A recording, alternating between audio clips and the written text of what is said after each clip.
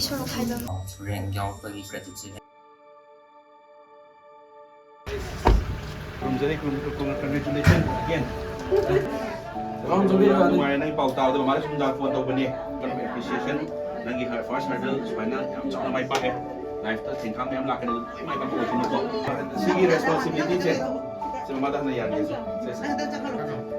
am nu ya aduga chingnembi lo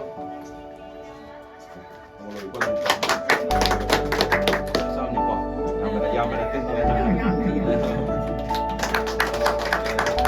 Chinglembi Sorokhaibam science stream da 13 question lakh kamjai tanasi da mahesna takpiduna sumaina iwada nimthotri bise ayya haraujai na gi bise dumdang gi se aidi like pa bise ai yoina nomada topic khar thamjaraga pungsingudi laite ai yoina bi pa bise ai kai goma matamda su dum wadi tumthukwa su dum yawe aduga noma numit ki sumaina topic se thamjare dana so sima si topic si wai tumda ba sumaina thamle loi da su dum yawe adu loi jaga nei sa da tummang ngamjada ba haidi tumbang ya da mata admai mata sana 13% lakwa sida ayam ti inu nungai jaba ma phawre do credit ti lai ki taba magi ba pa do pini magi ba pa na portion nama yaw bu ko ingai da wari sairambado aduna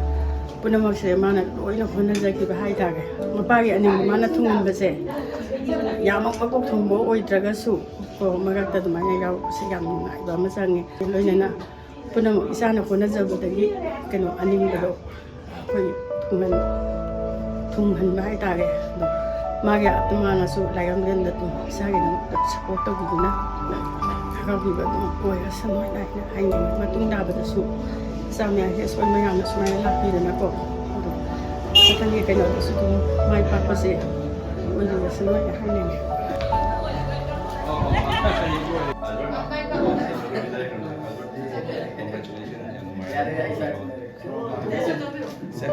se parents la parents ana congratulations se parents ana kai dum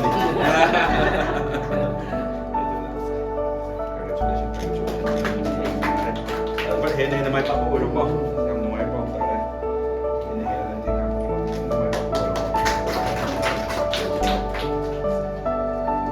ni to ko na flow ko ina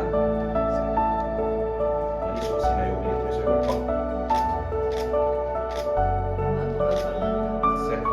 just ya mara te to ko na flow ko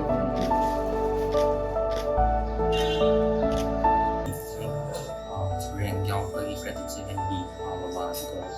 user singhan vision friends colleagues mayam amsi dum support to be do mo da some credits vision tung ka da chartered accounting amo to oibang ngam nang pa sa